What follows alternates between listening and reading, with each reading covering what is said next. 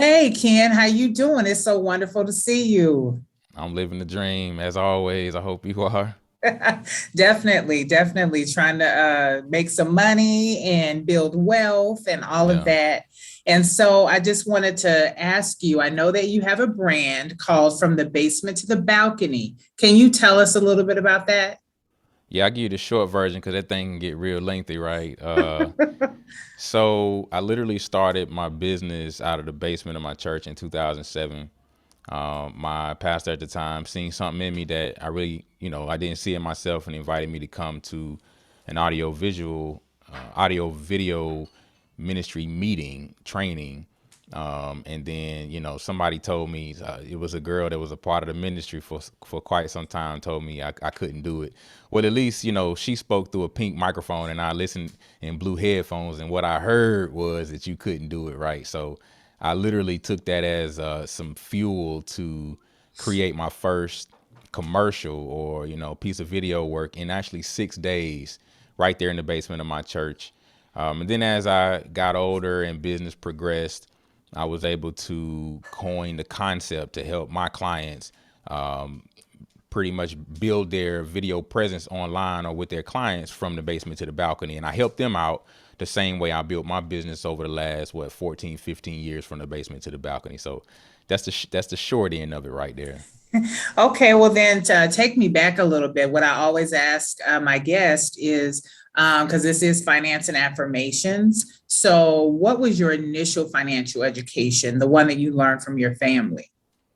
I tell you what, my dad, he is the epitome of finances, right? Every time he got paid, he would sit down at the kitchen table, bring his books out, checkbook out, bring all his bills out, sit them down, and he would pay him. And like that was the earliest I knew about finances.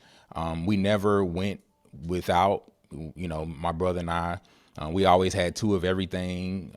We grew up in a middle class household where both of my parents had jobs, and they was doing fairly well financially. So just seeing him stay on top of his stuff every single pay period, it ingrained something in me though. Okay, so then how did that show up for you as you were coming through, like when you went to college and all that? I completely did the opposite. Like I don't even Okay. know how it happened like that, right? But I think my earliest experience with money was I did have jobs in high school. Matter of fact, he required me to have a job because they bought a car for me, and they told me if I was gonna keep the car, then I had to make sure that I paid the gas. I put the gas in it, and also I think I may have to pay the insurance on it or something like that, and of course the maintenance as well too. So that was my early start to having to manage money, but it was only a little bit of money. But when I got to college, somehow I got tied up with a credit card, and like everything that I had been practicing for just a few years prior to that had literally just went out the window. It went out the door. Okay, I got into that credit card thing too in college. I think they were just passing them out and you got a free t-shirt. And Or so something. why was that hard for you in college? Why, were you unable to pay the credit card? Yeah, I think it was just having access to money that for lack of better terms, it's just like virtual money that it was never tangible. You can never go and spend it and get change back. It was just kind of like swipe it and swipe it and swipe it. And eventually you start forgetting about where you never really forgot. Cause every time you swiped it, you was like, you know what, I got to pay this money back. But something psychologically happened. And it was just like, I'll pay it back whenever I get a chance. I don't think I really knew the ramifications of like ruining my credit at such an early age. Okay, all right. So then you go through college, and then what happens? Do you start to like change your habits as it relates to that, or how does that work out for you? So me and money, we always had an interesting relationship. I will say that while I was in college, my freshman year, I ended up on academic probation because I was just enjoying my time away from home, right? So of course that led me down other paths, which got me to where I am today. But it seemed to be, now that I think about it, and we didn't even talk about this before, but now I see a common pattern. I see a theme as to how my lack of knowledge of money or finances led me down the path to where I am today. That's crazy. I'm just thinking about this. Okay. All right. And so and there are patterns like that that happen. And I think sometimes, like you, we don't even think about it if we sit and kind of take some time to digest it. And so there's a calming practice that I believe the spirit gave me when I was doing meditation, and it says to breathe, right? And then it says to get quiet. And so in the quiet time, that's when we can kind of take some inventory and see, like, how did we get to where we are? And for you, it's just so funny. It just popped up, for you, as you were just even contemplating, what your path was. And so as you got into the trouble, financially, did you just eventually, graduate and, work everything out, or what was the next step for you? That's a good question. So after academic probation, I went back home and I was in the grocery store one day, just kind of like, doing my thing. And I seen this real sharp guy. He just so happened to be a United States Marine. He was dressed in his dress blues and real sharp, kind of muscular guy, clean shaven face. I'm like, yo, like, I like that style. Well, needless to say, I joined the United States Marine Corps. And I was on a 2x6 contract, 2 years active, 6 years inactive. And that like completely derailed my whole entire vision or thoughts about going to school. Okay. All right. So you saw the Marine, you became a Marine. And so then how did that end up? You got out of the Marine Corps, and what was next for you? Listen, it was coming out in the workforce. You know what I'm saying? I was 19, 20 years old. Wow, this is really like therapy right now, thinking about all of this stuff. That's How, right. like, you just really bridged the gap for me, right? Like, this is so off the script, but you just really bridged the gap for me. But so I got out of the Marine Corps, hit the workforce, got a job. I was like 19, 20 years old. And and guess what the freaking job was? The job was servicing ATM machines. So I wasn't the guy to replenish them. Like if it was, if it needed money, I was the guy that if it had a paper jam or the computers need to be reset or, something going on with the circuits on the inside. Like that was my job as an electronics Mhm. technician. Right. Mhm. So seeing all this money, I'm talking $250,000, 8 to 10 times a day, $250,000, 8 to 10, $250,000, somewhere around $100,000 to $200,000, 8 to 10 times a day. So we talking about looking at about somewhere around $1 million cash money, $20 bills a day at 19, 20 years old with no real financial training, right? I wasn't poor. Mhm. I didn't have any issues growing up in my childhood, but no real financial training like $1 million cash money, $20 bills. You kind of see where I'm going with this. So I just Mhm. started a Mhm. pinch here and a pinch there. Next thing Mhm. you know, a couple pinches later, about a month or so later, I'm in trouble. 13 felony larcenies in 3 different counties from taking money from ATM machines. Wow. So again, a part of the practice is to breathe. Would you mind breathing with me? Just taking a I deep don't mind breath because in I and, need this right and about blowing now. it out. Okay, so let's breathe. All right. So that's heavy, right? It is. So what do you think triggered that for you? Why do you think that? Was it just, you were out of the Marine Corps, where you were what, in the reserves at that point? Yep. And were you struggling financially, or what do you think was the trigger for you? That's a very good question. The only thing I can think of in hindsight was after I started going to therapy and realizing that it was the need for a thrill, right? That dated me back to the 7th grade from when I actually really started stealing. Right. And when I Okay. do when I do my presentations, I use the acronym STEAL is strategically and tactfully evacuate to an alternate location, right? Just to make light of Mm, the situation. But there was a need to feel, there was a desire, there was a void that was somewhere deep down on the inside of me that needed to be filled. And I started feeling it in the seventh grade, and it actually just grew and matriculated throughout the years, through all of my employers, all the way up until, 13 felony larceny. So that's the only thing that I can contribute it to in hindsight. But then it was just, I think, being young and uneducated about money, definitely a lot of money at one time. So then you have the cases or what have you. So then what happens? Do you have to serve time or what happens as a result of that? Yeah, so I was my maximum sentence was 365 months. And it was a state case, right? So you do the math on that, it's about 36 odd years that I was originally facing. By the grace of God, the judge and the attorney got together, whatever, and ran it down to 4 felonies, and they was holding about 6 to 8 months apiece. So I was put on probation with restitution of about $40,000 that I needed to pay back.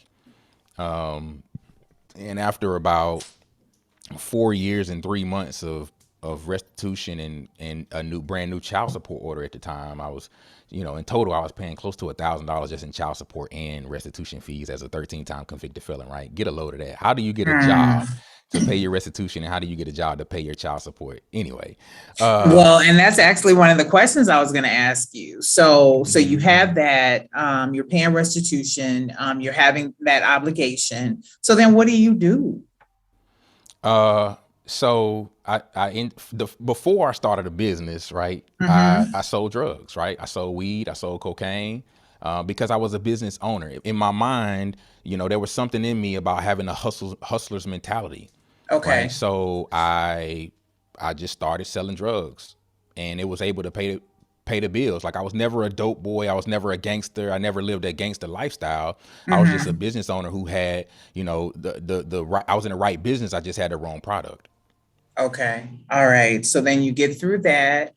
And then what gets you to the place where you start your business? Yeah. So I started to, I was going to a church, and my pastor, who was my youth minister for so many years, he invited me to a meeting. Like, I had no clue what I was doing. I never had a desire to be in the audiovisual ministry or industry. And he saw something in me that I didn't see in myself. He invited me to that meeting, and the rest was history from there. So if I Okay. had an opportunity to, shed some light on this, the turning point was mainly associate myself with those individuals who knew better than me, who had Mm, been down this road before, and who can kind of maybe give me some foresight as to what I could be in life, or give me some ideas as to what some of the things that I could do in life, right, to help me get to the next level. okay. And so as I go through the common practice, the first part is to breathe. We've done that. The second part is to get quiet. So we've done that. And now we're kind of in the reflection phase of just thinking deeply about what has happened, right? What's gone on. And so you've done obviously some reflection.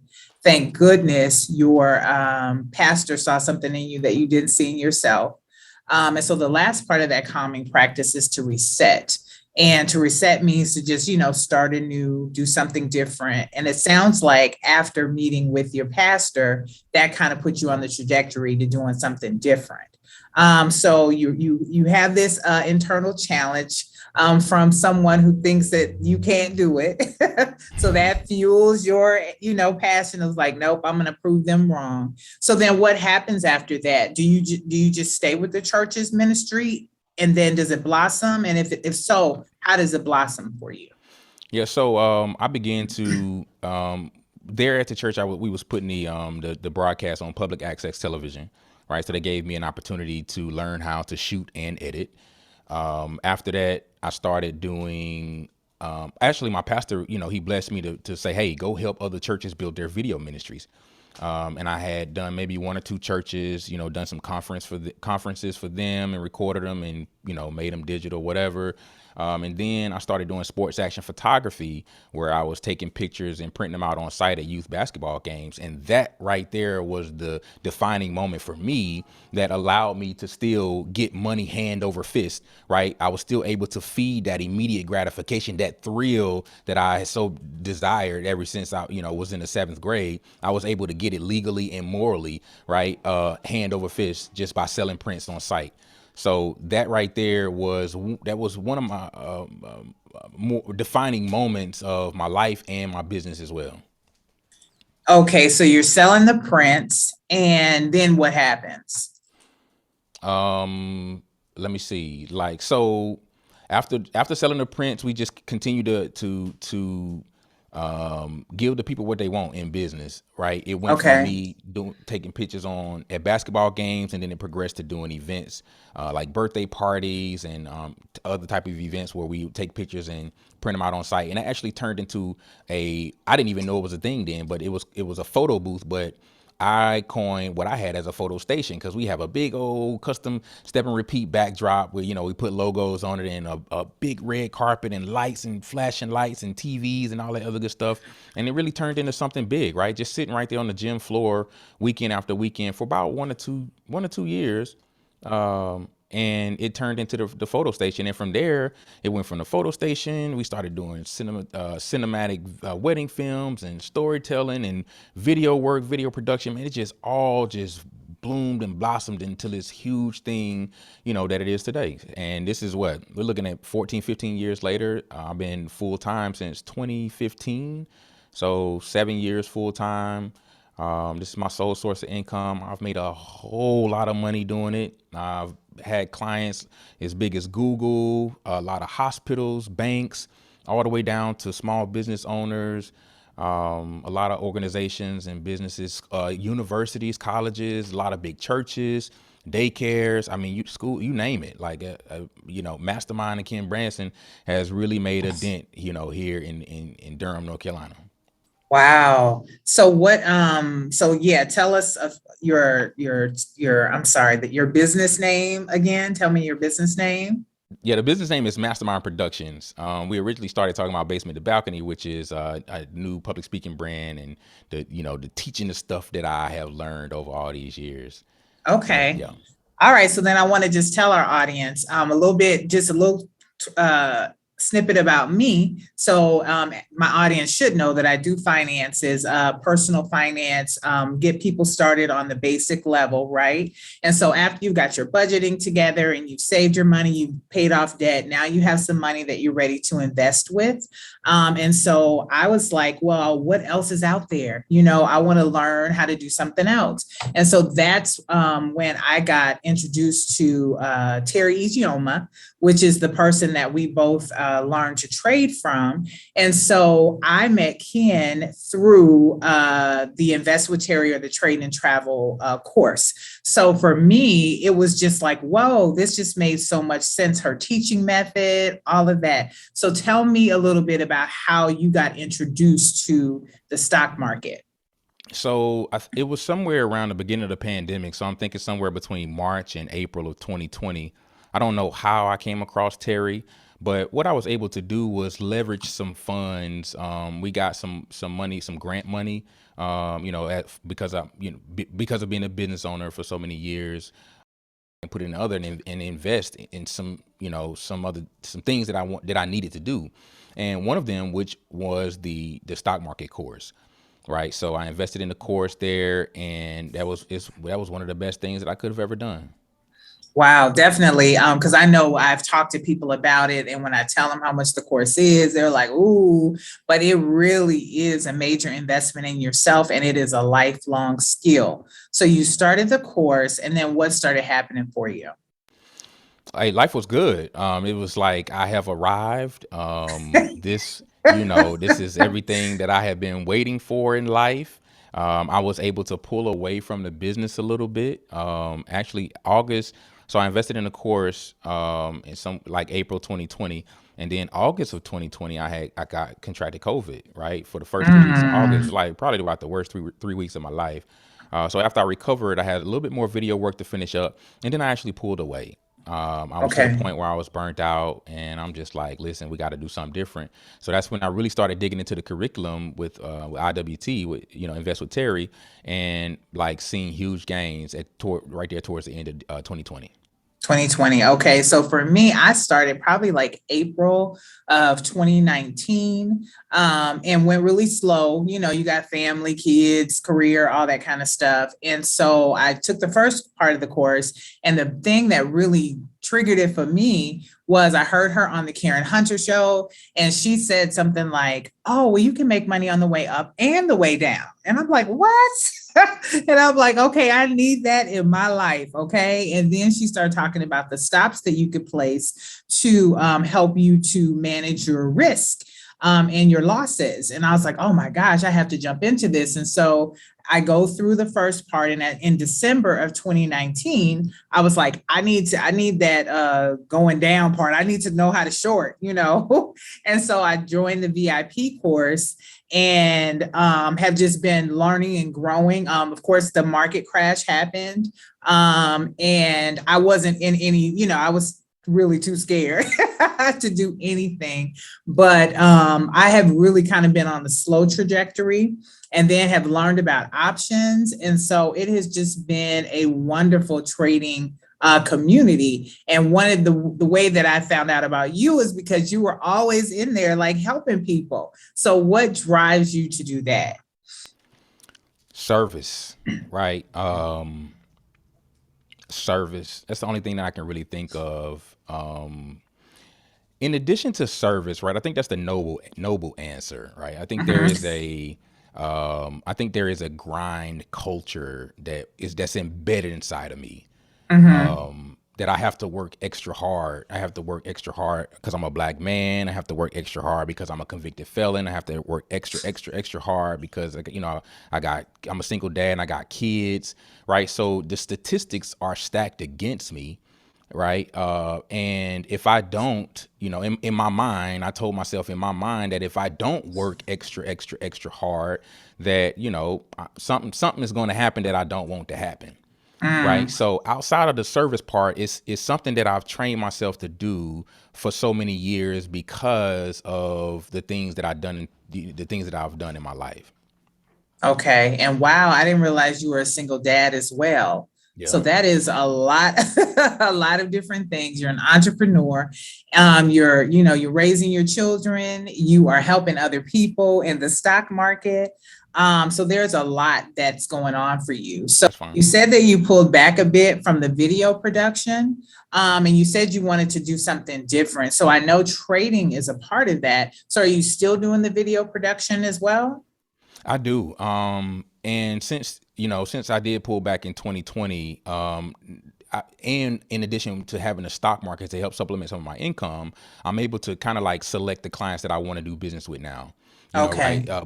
But before it's kind of like if I get an inquiry, if somebody's calling, I'm going to do the work. It don't matter how much money you got to spend. We're going to make it work for your budget.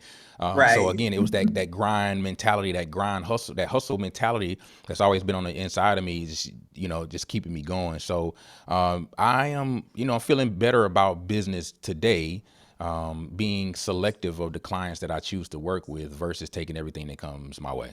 Wow, that's a great point because I'm a new entrepreneur. I used to have a business a long time ago, and closed that because of the crash in 2008.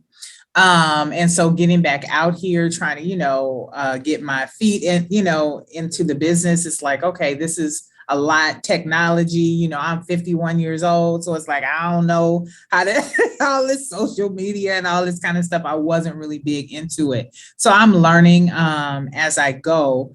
But for you, one of the things you just said really stuck to me because we're always asked, like, what is our why or what is our freedom? And you just said that, you wanted to take a break from the video production, and trading in the stock market has allowed you to be more selective with the clients you choose. And so can you talk to me a little bit more about what trading in the stock market allows for you?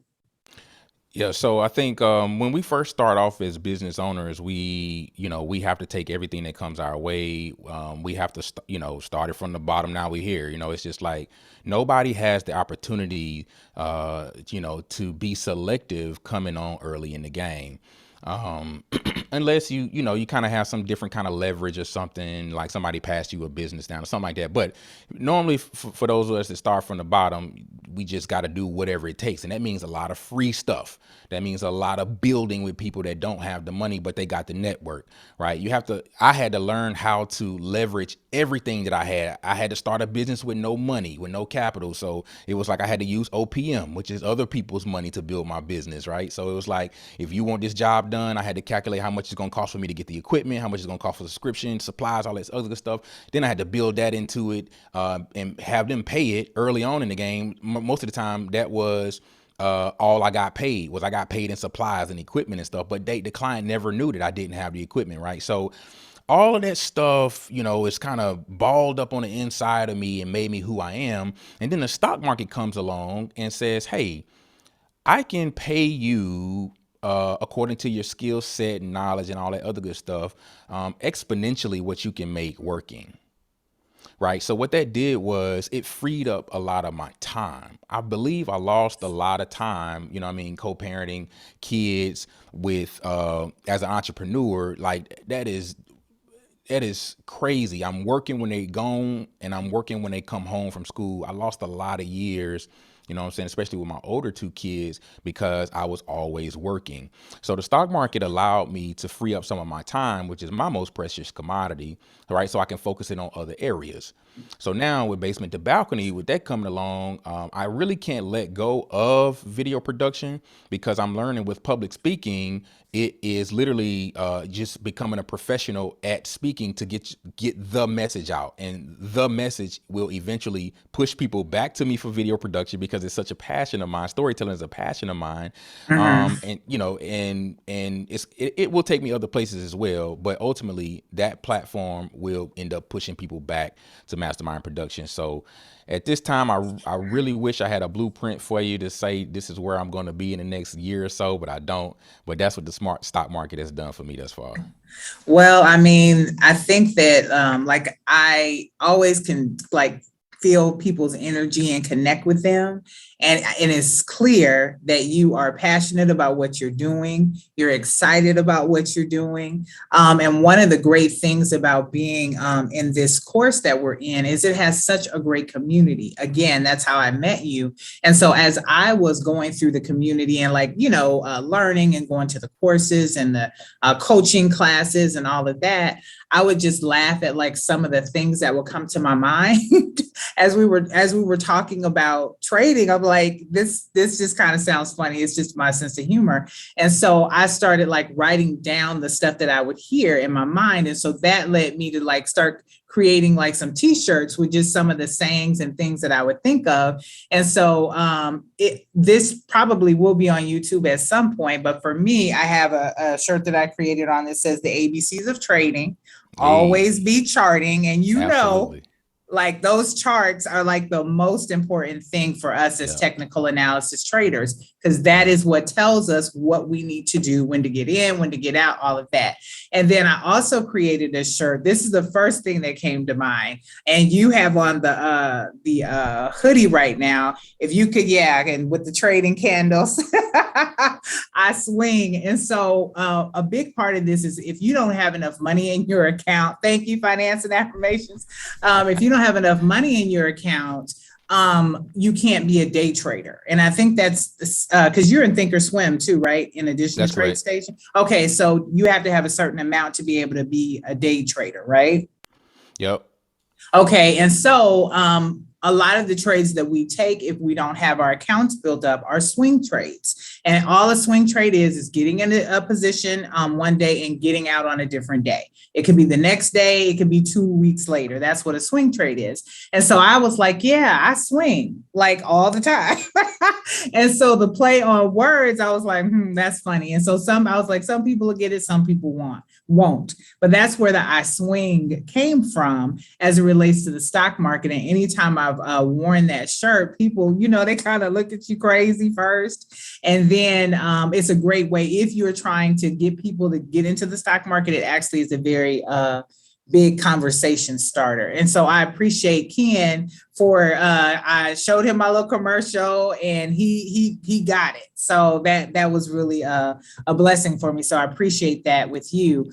And so let me speak on Ken, that real quick if you don't mind. Sure. So I seen this when I seen the story, like I seen the story behind it, and I'm like, this is a person who understands stories, and I'm a storyteller, master storyteller. So I'm like, you know what? Yeah, like you may not like the production behind it, but that part didn't matter. It's the story. Man, that's one thing I try to tell my clients. The story is way more important than how many lights you got up, how many cameras you got, how much makeup you got on. Like nobody cares about that. They want to connect with you. We are nosy as people, right? So we want to connect with you as an individual, and then your product or your service is just a byproduct of, it's just an extra added bonus to us connecting with you. So that's what drew me to you immediately. Okay. All right. Good. Well, that's good to know. Definitely great to know. So you said that you don't have a blueprint, but you really have given a lot of gems in this interview about how you have, overcome some challenges, how you have built your business from the ground up. And how you have a grind that helps you to be able to keep going after what you need. And now being able to find something that gives you a little more freedom, because all of us need a little more time. And so going into the affirmation piece, and this is also for those of you who listen to the podcast and the calming practice, this is also part of the reset. So how would you affirm someone else, if they're listening, who wants to start their business? They've had some challenges. They feel like nobody's going to give me a chance. How would you affirm them to keep going?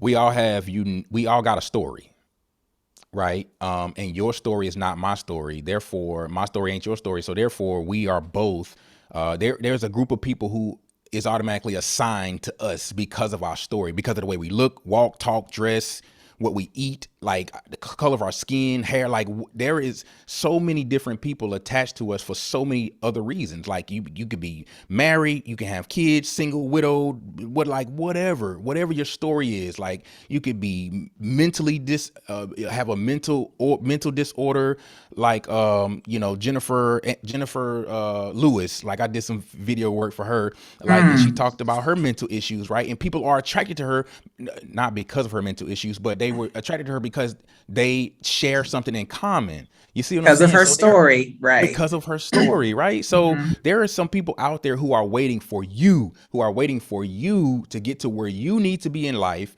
right? So that you can help them come out of whatever they coming out of. And guess what? They're going to in turn do the same thing. Each one reach one, or each one teach one, right? However you want to look at it. So that's what I would tell them. All right. Well, Ken, it has been an absolute pleasure speaking with you today. And everybody, tell us your business name one more time. Mastermind Productions. That's the video production business, and you'll start seeing a lot of basement to balcony with the red frames and the red logo, right? Even Mastermind Productions logo is red too, as well too. So Mastermind Productions, basement to balcony, Ken Branson, newly back on social media and all that other good jazz. I'm not a real fan of it right now, but I do realize that I am building another brand, and that's just what I got to do. Got it. All right. Well, Ken, thank you so much. It's my pleasure. Hey, friend. Girl, what's your shirt about? Oh, I didn't tell you. I swing. Oh, okay. People keep telling me to focus on my long-term relationships, and I get it. I do. Those are important to me. But I just love swinging too. You could be long or short. Things are rising and falling. And there's so many options and positions to consider. Don't even get me started on vertical spread. Okay, girl.